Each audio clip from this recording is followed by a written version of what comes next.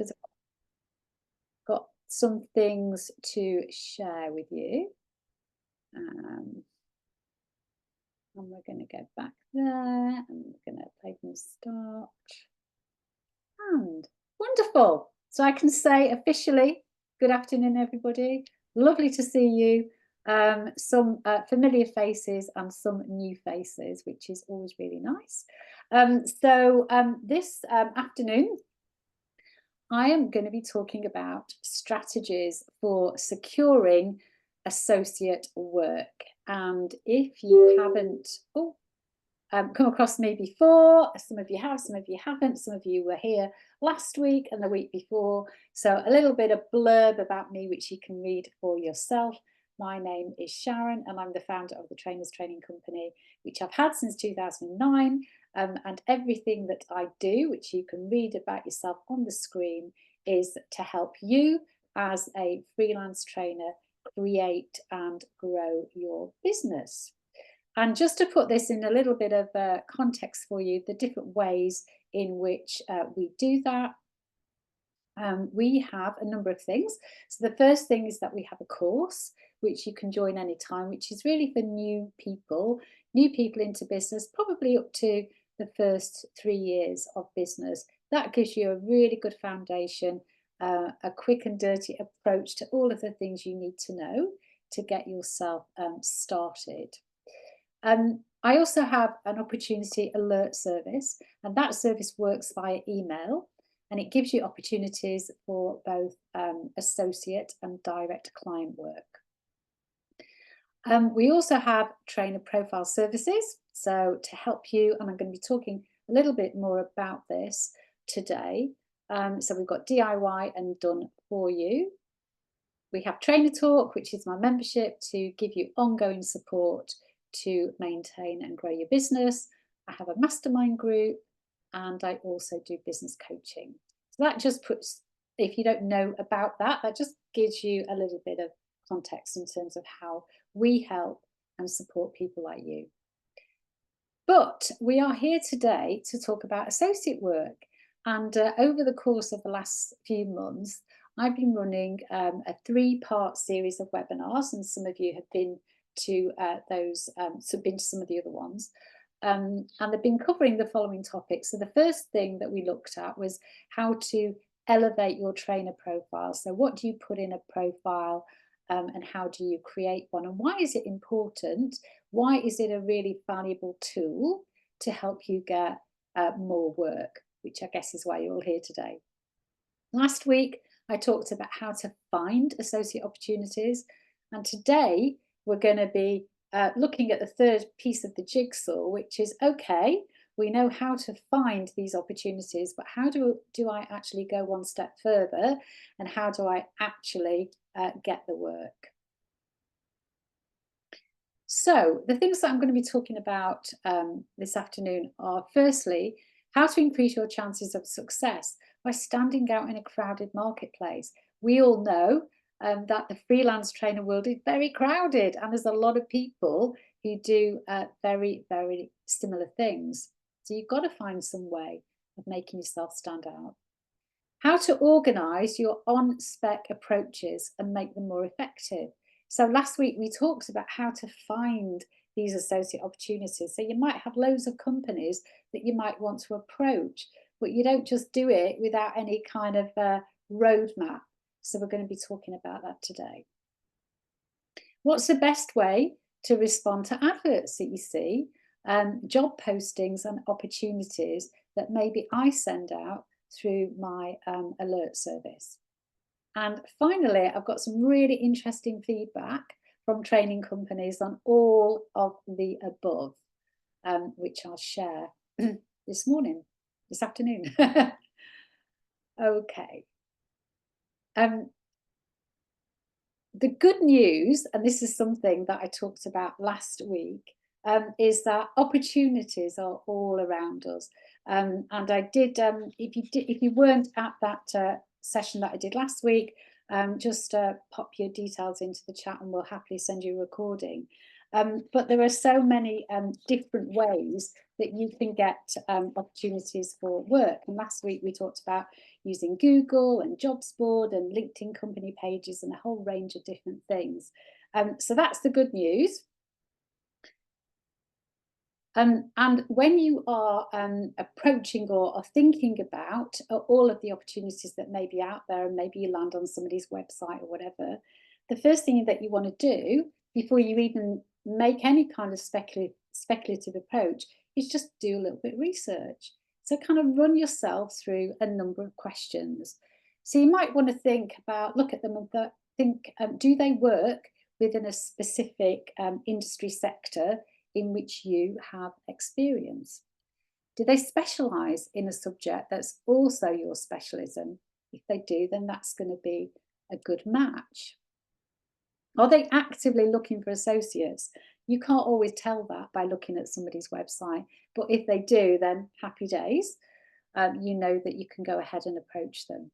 What kind of size do they appear to be? Are they a one-man band, or do they look like they've got lots of employees and they have lots of different courses? Generally, I find the bigger the organisation, the more opportunities there are for work. Where are they based? What geographical region are they in? And what's your initial impression? Because you can tell a lot, can't you, just by going to somebody's website? And, do they look like the kind of company that you would actually want to work for? So once you've done that, once you've done some kind of initial research, then the next thing that I suggest that you do, now you don't have to do it this way, but it's just, this is the way that I've always done it, is that you need to create a campaign, almost like a military campaign. So you've got all of these companies out there, you know who they are, but you haven't got the time or the inclination to be contacting all of them at once. So I would suggest that initially you just aim for a list of 50. So 50 companies and organisations that fit the bill and that you can approach. Then you need to get yourself organised. So get all your bits and bobs together, get your covering email, your trainer profile that we talked about last week, and set some time aside. And even better, if you can get everything into a CRM or a spreadsheet. And then one of the most important things that you can do at this stage, if you haven't, is create your trainer profile and your CV, or you might have one already and it might just need a bit of a facelift and you might just need to update it.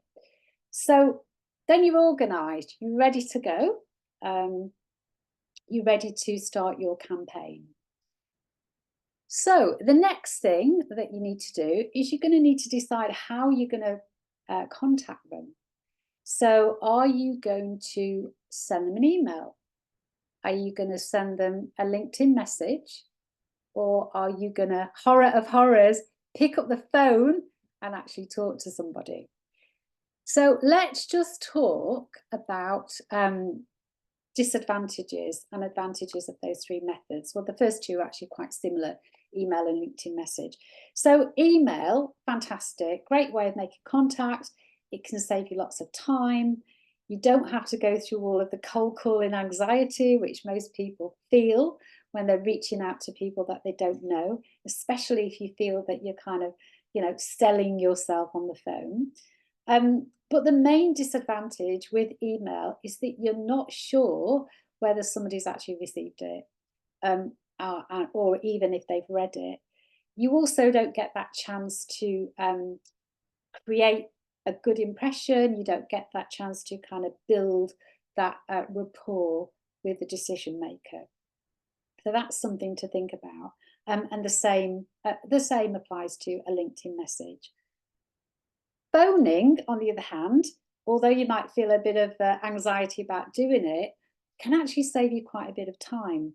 You can often find out straight away if the company is even using associates or not, whether they're looking for anyone at the moment. If they're not, then clearly you can just strike them off the list and move on, rather than just sending an email that goes out into the ether and you're not kind of sure what's happened to it. If there is a potential opportunity, then fantastic. You know, you can speak to the person about it there and then. What a great opportunity to start to create that relationship with somebody. But as I say, phoning can feel a little bit like cold calling. And if you don't enjoy it, then please don't do it, because if you know it makes you feel really nervous and uncomfortable, then you're not going to come across in the right way. You're going to get totally disillusioned with the whole process, and chances are you're not going to be very successful. So do have a think about which of those methods is going to appeal to you. A lot of people that I come across actually do a mixture of the two, but it's up to you. There's no right and wrongs about any of this. If you decide to send an email, let's say, um, another thing that you might want to think about is creating some kind of email template. So again, this is important when you're having your military campaign and you're reaching out to 50 people. It's time consuming, of course. So make that easier on yourself by creating some kind of template. The purpose, it's really important, and the purpose of your email is to make the reader want to know more about you and open the attachment, which is going to be your trainer profile. If they don't like what they see in the email, then they're probably not going to bother even reading the attachment. So it's really important. So obviously this is up to you how you create that template, but just a few tips. Explain why you're sending the message, why you're contacting them. Give them a little summary of what you can offer in terms of your skills and experience. Obviously, don't forget to attach your trainer profile, and always close with a call to action. So I will phone you next week to discuss. Fantastic. And it also gives you a reason to pick up the phone in a week's time and find out whether they've received the email. Just a few hints and tips about phone calls if you're not used to doing that. Be prepared. Plan a phone script. I don't mean a script that is literally word for word, but just a few bullet points. Obviously, you're going to be more successful if you come across as somebody who knows what they're talking about and is confident. Deciding on the purpose of your call and knowing what it is that you want to say is going to help you to feel much more confident and much more self-assured. You're also going to sound more confident, and that's really important because it's all about first impressions. Also, before you pick up the phone, just know what your objective is. Is it to find out whether that company even uses associates? Is it to find out an email, the name of the person that you can send your details to? So what is your objective? I think personally that when we're doing this kind of work, the objectives that we set ourselves can often be so high and so unrealistic. For example, you might go, oh, well, if I don't get any work from this phone call, then I've failed and I'm not doing it again. That is an unrealistic expectation. It's going to make you feel so nervous. So a very simple objective could be, right, I'm just going to find out whether they use associates. That's it. That's all of this phone call is about. Prepare an introduction. So who you are, where you're from, why you're phoning. That's all part of your little bullet point script. And be prepared to talk about your skills and experience. So the reason why I say this is often I've got through to the right person, happy days, and then they said, okay, then tell me a bit about yourself. And I've gone, you know, kind of thing. And there's nothing worse, you know. So be prepared for that question. If you get through to the right person, they're going to want to know a little bit more about you. So as daft as it sounds, practice talking about yourself beforehand.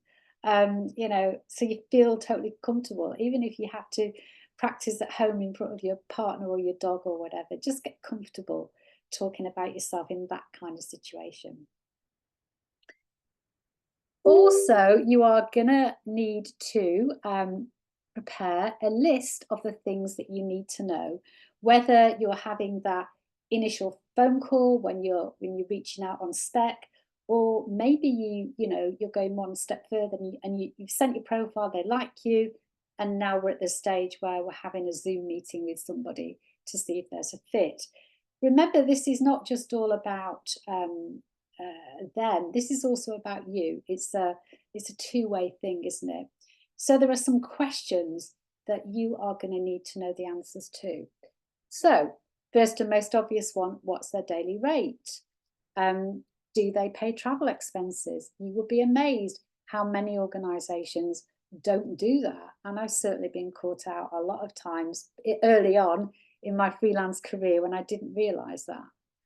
What's the potential volume of work that they can give you? So how many clients have they got? How many days potentially that can they provide over the course of the year? Is it likely to be regular, or is it something that's going to be a bit more ad hoc?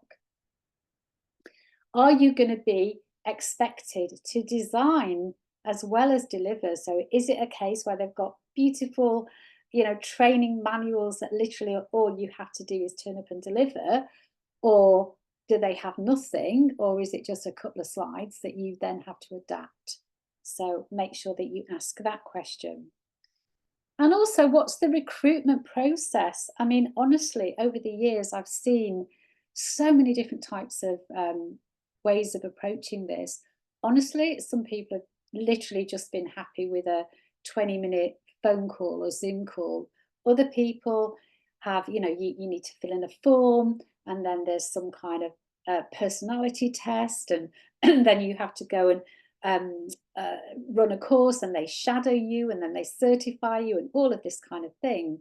They are all different, but you need to find out the answer to that question at the earliest opportunity, because you're going to have to work out whether this is something that you want to put the time into, because not all of this is paid. Some of it isn't paid at all, so you've got to do that kind of like cost benefit analysis. So make sure you find that out. Okay, so let's just go back. Let's just do a little summary. So remember, the objective of the exercise is to reach out to on spec to as many companies as you possibly can. But when you are putting together a campaign, you restrict yourself to a list of 50. You use a CRM or a spreadsheet, get organised, and you make sure that you create or update your trainer profile. And then it's down to you. Then you get emailing or you get phoning. And then once you've done that, once you've done your list of 50, then you go through the same process again. And it does work doing it this way. I know because I've done it, but that's just an idea. Everybody has their own approaches. Also, one of the things that we talked about last week was the fundamentals of trying to find associate work.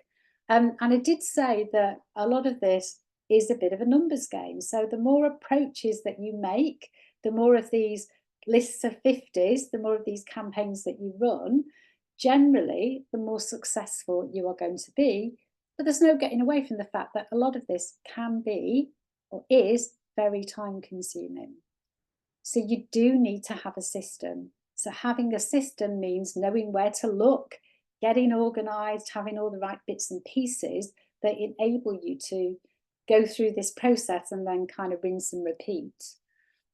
Also, apply the same principles as you would to potential direct clients. I think it's a bit of a myth that, oh, well, if I'm looking for associate work, I don't really need to do any work, I just need to send my profile and it all comes to me on a plate.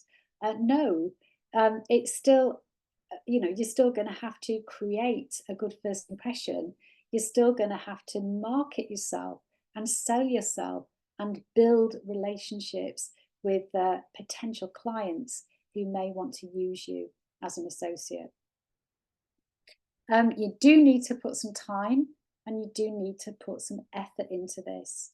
And you always need to be looking. One of the biggest mistakes that any freelance trainer can make is putting all their eggs into one basket and going, yeah, I've got a couple of contracts now. I don't need to do anything.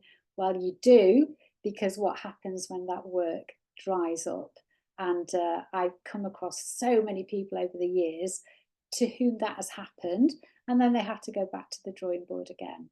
So you always have to be looking business development time, business development activity is really important, and it's all part of being a business owner. Okay, so the next thing that I want to look at before I move into the feedback that I've got from training companies is how to respond to ads, postings, and opportunities. Because so far we've talked about speculative approaches. Now let's think about when we see an advert on LinkedIn, we see a posting on a jobs board, or you get an email from me with an opportunity from my opportunity alert service. What is the best way to get the work and to respond? The first thing, and this is the most obvious one, is to respond in the way that the client has asked you to. And by that I mean, if they ask for a trainer profile, send one. If they ask for a CV, send one. If they ask you to go to their website and fill in a form, go to their website and fill in a form. If they ask you to make a video, make a video. I know that sounds a really simple and obvious tip, but honestly, and as you'll see from the feedback that I'm going to give you, so many people don't do that. And so they just fall at the first hurdle. I remember last year, I think it was, one of the companies that have used me several times over the years and had always asked for a trainer profile. This time he came to me and he said, I don't want to see any profiles. I just want to see a video, right? Just ask them to send a video. And so many people ignored that and just sent their profile.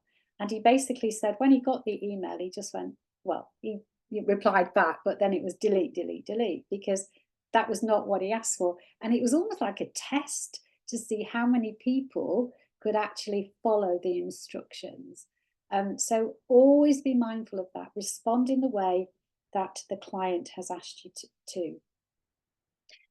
Then what you need to do, and this goes back to that, what I was saying before about your covering email. In your email, match what they want with what you offer. So remember, the purpose of your email is to get them to look at it and go, oh, she sounds like a great person. She's tick, tick, tick. She's got pretty much everything that I've asked for. Oh, let's go and have a look at her trainer profile. If they don't like what they see in the email, they're not likely to go ahead and open the attachment. So that is really, really important. Next thing is to make it easy for the client. As you're going to discover, there is nothing that annoys these people more than missing information. So if they ask for specific sector experience, make sure that you give them a list in your covering email.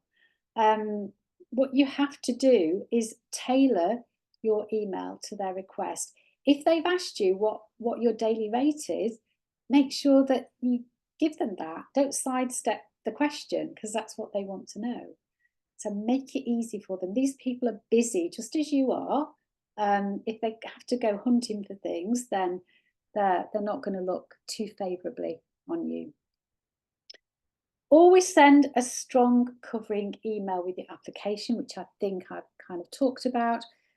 Don't jeopardise potential future opportunities. And here, I suppose I'm thinking more specifically about my alert service. So a lot of these companies that come to me have come to me several times over the years, and some of them are looking for different types of trainers.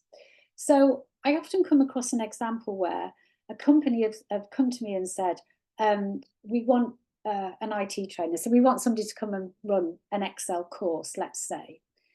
And somebody has then responded to that and said, I don't do Excel, but I do management development. And again, that was not what they asked for. So what's going to happen, they are going to put you or that person, they're going to make a note of that and put you on some kind of blacklist. It's probably too strong a word, but that kind of thing. And so when they are looking for a management development trainer and another alert is then sent out, they're going to go, oh, that's that person who was offering Excel training and that's not, who responded to me about Excel and that wasn't really what I asked for. So don't jeopardize potential future opportunities. I know why people do that, because they get, oh, you might be looking for somebody like me, but sometimes you're not doing yourself any favors. And always make a positive impression and show that you're making an effort. So every contact that you have with this potential client, every email, every phone call, your trainer profile, all of those things go into making that positive impression. And the more that you can do to show that you're making an effort and that you actually want the work, the more chance you have got of actually getting the work. Okay, so these things here are kind of things that I picked up myself over the years from looking at loads and loads of emails and trainer profiles and all the rest of it, and dealing with a lot of these companies who are looking for trainers. But I didn't want to make any assumptions and didn't want to just share information that was all about my observations. I wanted to ask training companies and organisations what they thought. So in the summer, I did a little survey, and these were the questions that I asked. So I asked them, what does the ideal trainer profile contain? What's the ideal length? What are the mistakes people make when they approach you for work? What's the one thing that makes a person stand out? And what topics are in demand right now? And the trainer profile stuff and the demand stuff we talked about in the other webinars. Now what I want to talk about are what are the mistakes people make and what's the one thing that makes a person stand out. So I'm going to give you a little bit of feedback straight from the horse's mouth. So what are the mistakes that people make when they apply or approach you for work? This is what they said. But they said lots of things, but what I've tried to do is put them into different categories. So I'll show you what they are, and then I'll give you some verbatim examples from the survey so that you can understand what it is that they actually mean. So first one was lack of information and personalisation. Then we had poor presentation and impression, unrealistic rates, lack of specialisation, lack of research, and ignoring the brief. So let's look at ignoring the brief. So some of the things that they were talking about there. The biggest mistake people make is ignoring the brief we send them. One of our criteria is experience of working with professional services organisations, and it's something that we insist on. But we still get approaches from trainers who have never worked in that sector. I've asked for 2-hour facilitated sessions on site with charity leaders and get applicants who say, I've delivered 5-day remote sales training for big corporates, so I'd be a great fit. They often don't pay full attention to the brief and apply anyway, which is annoying. People approach me following a reach out or referral, but they want to be involved in something different than the required need. Or once they're in touch, explaining they don't have the relevant experience for the work advertised, but they wanted to meet to explain their experience. The biggest mistake people make is ignoring the brief we send them. I think they're probably thinking it's worth a chance, but they don't realise how much of a deal breaker something can be. Okay, next one, lack of research. They've not read the advert or website on what we seek from a training associate. They don't say why they want to work specifically for your organisation. Please do some background research on the company. You'd be surprised at the amount of people who don't realise that we are an end-to-end training company and assume we are a recruitment agency. This does not go down well. Next category was about lack of information or personalisation. They don't answer the specific questions we've asked. Send a generic email with lots of review type information in their covering email and don't answer the questions when replying. I've seen so much of that, actually, people having to go backwards and forwards because they haven't actually answered the question in the original email. Sometimes people just send me a big CV without any additional email. I'm busy and it gets to the bottom of the list if they can't be bothered to write something to make me look at it. Honestly, I've seen that so many times. Literally, people saying, got this from Sharon, here's my CV. Nothing in the email that tells them anything else about you. So, or some just send a couple of paragraphs, which isn't enough. I need to know where they're based. We do not charge clients travel. So it's no good if they're Cornwall based and I need the job in Scotland. Sending a CV when we've asked for a trainer profile. So remember, on the first week, we talked about the differences between a CV and a trainer profile. Most of the times when people ask for a CV, they're actually talking about a trainer profile. They don't have the relevant details in their profile. For example, applying for project management with no mention of it on their profile. So they're saying in the email that they've got project management experience, and then somebody goes to look at their profile and it's not in there. So they go, oh, okay, does that person actually do project management? Next one is unrealistic rates, which is probably self-explanatory, but a few quotes here. Feeling that they can command higher rates when they're starting out, and any reference to that switches us off, as they often don't have the breadth or length of experience as either a freelancer or as a facilitator, deliverer. Many people move into this type of role having been head of HR, OD, L&D, etc. Trying to negotiate the daily rate when we've let them know what it is, or only want to deliver virtually. Getting knotted in finances, we're aiming to bring them a volume of business, for example, 30 days plus a year. So we're interested in people looking for 30 days at $350 a day rather than 2 or 3 days at $750. Next, we have poor presentation and impression. Forget that their covering email and profile is demonstrating how well they present information to others. Sending CVs, profiles without a clear file name. Cramming far too much information onto each page of the profile. A lot of this we talked about in the session on trainer profiles. Leaving no space between sections, typos, poor grammar, spelling mistakes. Excuse me.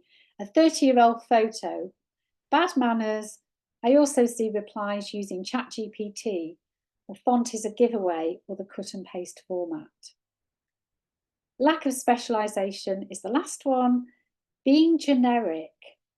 For example, I'm a leadership and soft skills trainer. So are most other trainers. Highlight any specialisms you have and any sectors in which you've worked, as that really helps us to shortlist you when a client approaches us with a need.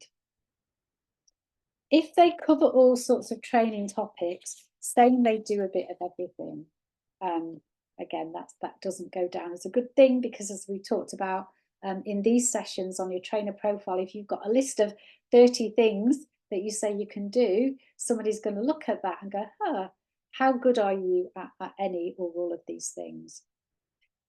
So those were some of the typical mistakes. And as you can see, the same things kept coming up over and over again, which was why I was able to kind of put them into these categories for you.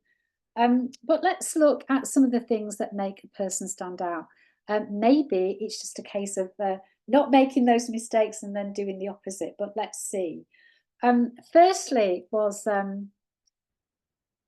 actually, let's just go through. Firstly was clear and concise information. Not too much waffle, getting to the point in their covering email, including information on what they deliver, where they can work, and also include details of their expected daily rate. Include a contact phone number. It's always good to chat to someone. When requesting a couple of courses last year, the ones that really stuck with me were where the email that was sent was very clear and easy to read. I received a lot of emails which were quite time consuming to read. I really appreciated trainers who wrote emails with bullet pointed lists on the courses I requested, with all of the details I would have needed. For example, cost, length of course, availability, location, a few points on what is covered. Some trainers provided a huge amount of detail on the course, which is helpful. However, at the time, it was a bit overwhelming and harder for me to narrow down my search. It's much easier to read a summary of the course and what the trainer provides. I suggest attaching documents of the course content. Some trainers did this. Concise and clear trainer profile with information readily available without the need to ask further questions. Brevity and relevance. The next section was about creating a positive impression, a trainer profile that is aesthetically pleasing and a pleasure to read. Profiles that have been clearly thought through and tailored to the role. Formatting is uniform, no spelling mistakes. What makes somebody stand out for me is when they present a professional and polished profile that directly speaks to our criteria. Obvious enthusiasm for the role, a photo, a happy picture, an introduction about themselves, their enthusiasm and experience in relevant areas. There's a couple more. One was around commitment and engagement. So their commitment to want to build a relationship with you, even if they don't get any work immediately. The people who I have got through the Trainers Training Company, who have committed to getting to know me and putting in the mileage, always get the work. We have used trainers from the Trainers Training Company over the last 2.5 years and given them in excess of £87,000 in business. I find that if you don't give them any work immediately, they don't bother staying in touch. A lot of people are not interested in building a relationship. It's only about what you can give them and how much you can pay them. In order to build sales, you need input from the trainers at meeting and in putting proposals together. They have to give something of themselves to get something back. How they engage with you, the reviewer of their application in the language that they use. Demonstrating how well they match your organisation's values and services, highlighting how they will collaborate and commit to the associate role. Somebody who reaches out to have a conversation on the phone. A personal response to the specific role. I am a good match because A, I have read the brief, B, I have done X or Y, C, I understand your industry. And then the last bit, actually, I think it's, oh no, there it is, credibility. So credibility, so relevant experience, case studies, examples, positive client testimonials, testimonials and direct quotes about their approach and ability to deal with issues. Capturing all the key skills, qualifications and sectors, because clearly matching what a client needs is what makes a trainer stand out. Experience and qualifications. For us, breadth of experience and number of years delivering coaching and, where possible, testimonials and references. So all ways of demonstrating credibility. So that was what they said. Not stuff that came from me. This was in answer to all of the questions that we asked them. So thinking about mistakes that people make when they approach them for work, and then also the things that are going to make you as a trainer stand out from all of the different approaches and profiles and emails that they get. So what we've talked about, quick summary, and then we've got time for a few questions. If anybody has any, I'll be happy to answer them. So what we've talked about this afternoon are strategies for securing associate work. So we've looked at how to increase your chances of success by standing out in a crowded marketplace. We've looked at how to organise your on-spec approaches and make them more effective. We've looked at the best way to respond to adverts, postings and opportunities, and I've given you some feedback from training companies on all of the above. So hopefully, I'm sure you're doing lots of this already. If it's given you some ideas of things that you might do to sort of stand out a little bit more than you are do already, brilliant. Then hope that there's some action points that you can take away. Just finally, before we move to questions, you might also be interested in, some of you are on my alert service. If you are not, then you can just go ahead, go to my website, sign up for that, and then you'll start receiving opportunities for work into your inbox. You can sign up monthly, $14.97 a month, or annually, $97 a year. So you get a little bit of a discount, get a few months for free if you sign up annually. And if you are, what's going through your mind, you're watching this, you're thinking, I haven't got a trainer profile, or my one could do with a little bit of a refresh, then do head over to the website, follow that link, have a look at our trainer profile services. You can just do a DIY one, which will cost you £10. It'll give you information on what to put in it and how to present it. And but if you're the kind of person that the idea of doing all of that feels like a lot of hard work, faffing around on Canva, then the lovely Jasmine, who is part of my team, she's here, she'll put the links into the chat. She will do an amazing profile for you so that you don't have to do any of that yourself. All right, so that is everything that I wanted to say about that. So if you've got any questions, I'm going to stop my slides, have a look at all. Oh, sorry, last thing on there is that if you're not sure what's best for you, because there are lots of different services, ways that I can help and support you as a freelance trainer, I'm more than happy to spend some time with you on Zoom. Just book yourself in for a discovery session. I can look at your business, see where you are right now, and suggest, give you some quick wins, and also suggest other ways that I might be able to help and support you. Very happy to do that. Right, okay, I am going to stop talking now and come and have a look at your lovely faces. And if you've got any questions, then please do ask away. Hey, all right, any questions from anybody? Okay, just unmute yourself if you've got a question. Just pop your hand up like that and I will unmute you. Peter, you need to unmute yourself. Yay. Yeah. No, still can't hear you.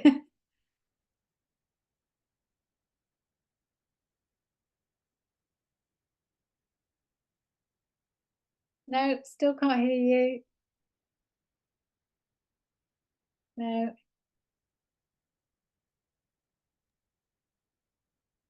Okay, don't worry, we will come back. Can you hear? No? Okay. Was it just how do we get the recordings of previous sessions? Was that your question? Yeah, okay. If you okay, we know who you are now, so we'll send them to you. So you popped it into the chat, so we can do that for you. All right.